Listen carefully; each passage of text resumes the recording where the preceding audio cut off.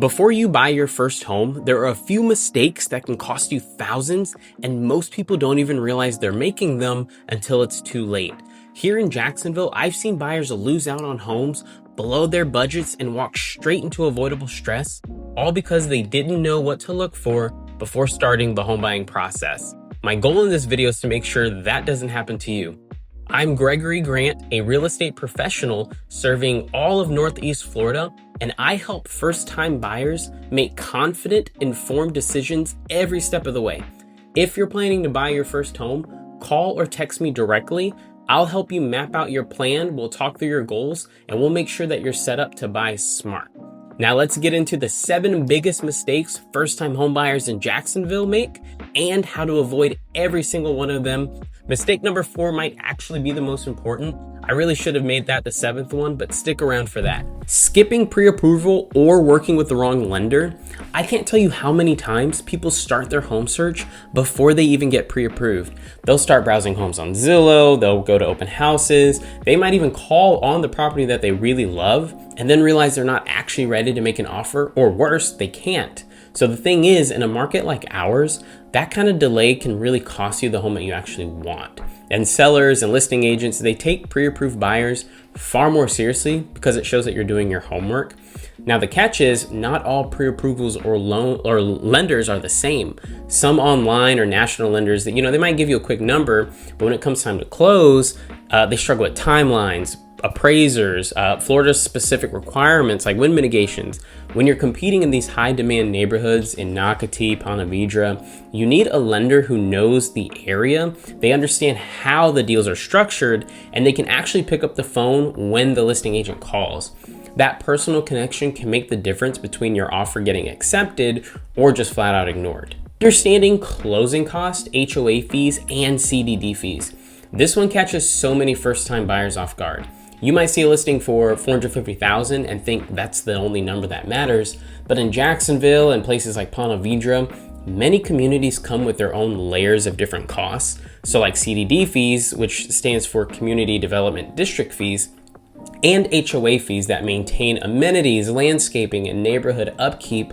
Those numbers vary widely depending on where you buy. For example, a community in Nocatee might have an incredible clubhouse, resort-style pools, but that means higher CDD payments. A smaller neighborhood like here in Mandarin or St. John's might have lower fees but shared amenities. On top of that, you'll have closing costs, typically 3 to 5% of your purchase price, which cover everything from lender fees, title insurance, to taxes and prepaid expenses. The best way to avoid the sticker shock is to get a full cost breakdown before you make an offer. That way, you know exactly what's ahead and can plan confidently. Falling in love too quickly and then ignoring the resale value. We've all heard the story. Someone walks into a home, it feels perfect, and they decide, that's the one. And look, I get it. That's a natural part of the process. But what happens next is where things typically go sideways. So when emotions take over, it's really easy to overlook things like traffic noise, school zones, or even future construction projects that could impact the neighborhood. Those are the details that might not bother you now, but they could become a major resale challenge later on.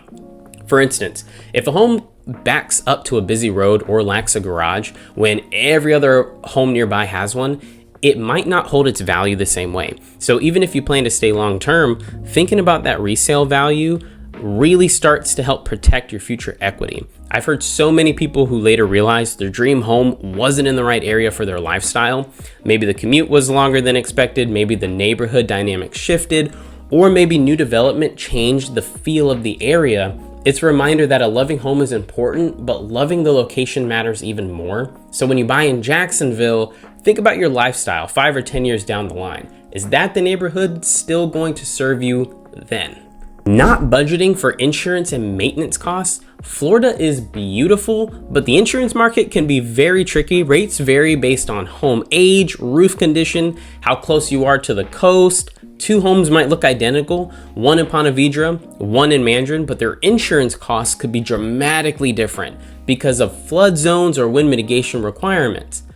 And that's before you even get into the maintenance. Florida homes face year-round humidity, rain, and heat, which means upkeep is just non-negotiable.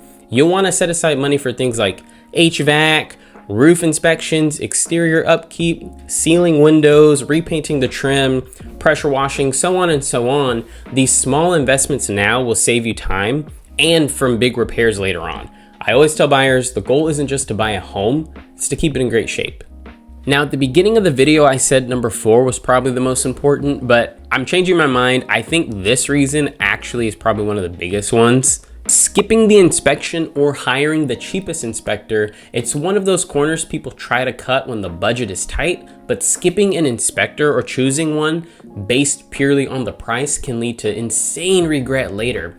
A thorough inspection gives you the insight into a home's condition, and it helps you understand what's normal wear and tear versus what really could be a red flag. In Jacksonville's climate, where moisture and humidity can create hidden issues, having an experienced inspector is definitely worth every penny. They'll check for things like the roof integrity, HVAC health, plumbing leaks, foundation settings, all of these different things.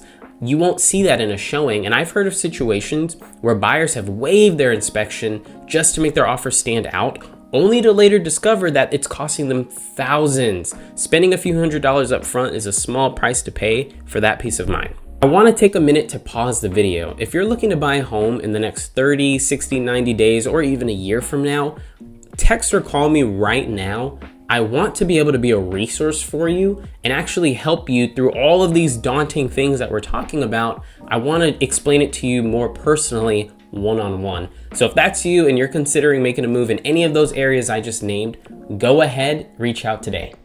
Now, this doesn't really happen a whole lot, but making an emotional offer in competitive markets. It's not super competitive right now, but sometimes when a home hits the market, multiple buyers jump in and suddenly it feels like a race. That pressure will start to build and buyers start thinking, well, if I just go a little bit higher, I'll win. But here's the reality. When you let emotion drive your offer, you risk overpaying or stretching your budget beyond comfort. The goal isn't just to win the home, it's to win wisely. A strong offer balances price with strategy.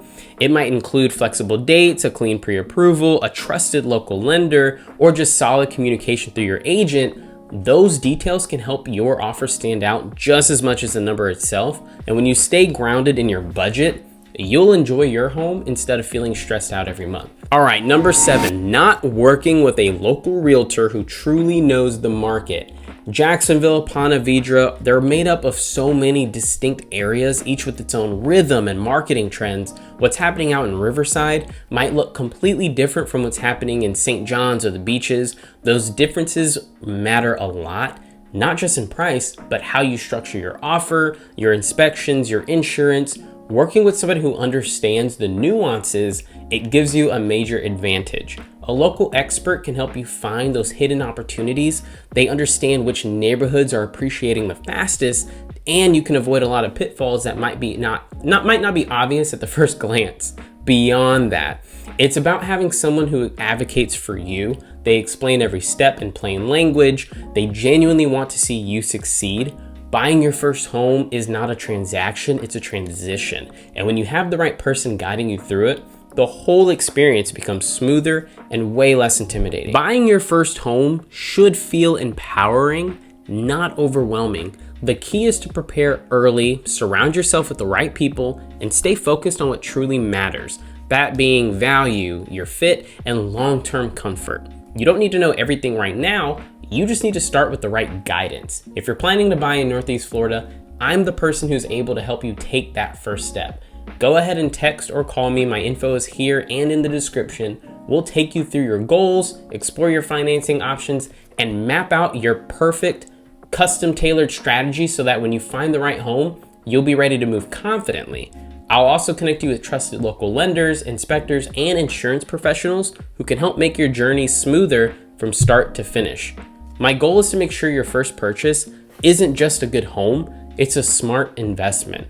Because your home, it sets the foundation for everything that comes after.